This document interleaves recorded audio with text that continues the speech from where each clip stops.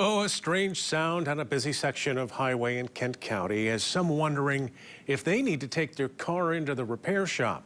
News 8's Kyle Mitchell explains what is causing the sound and why MDOT says there's no reason to be alarmed.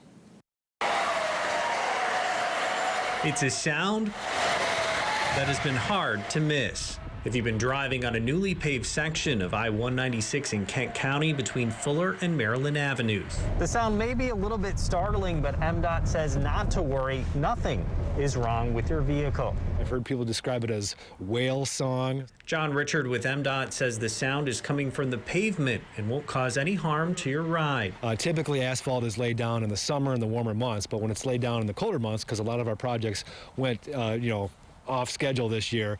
So when it's laid down in the colder months, this texture, these little grooves, they stick around a lot longer. And the sound will get quieter as more traffic moves over the surface. So over time, that'll smooth out. But when in these cold temps, that texture really kind of solidifies, and it really stands out and makes this humming noise. The sound can also be a little bit different for every driver. It could depend on different tire tread patterns too. That'll make a big difference as far as the noise. So if you have a bigger tire, smaller tire, that'll make a difference in the noise. While MDOT typically paves in the summer, this year many projects went late. This project went through December, so a lot of our projects were kind of a bit late this year, especially this one. I think all lanes opened up 2 days before Christmas. So when this pavement was laid down, this particular asphalt, it was pretty cold out, so that texture remained just because of the cold temps.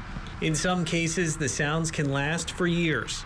Yeah, once the temperatures pick up, that'll decrease over time. However, the section on 96 near Leonard from a couple years ago still makes a bit of that noise, but it has diminished over time quite a bit.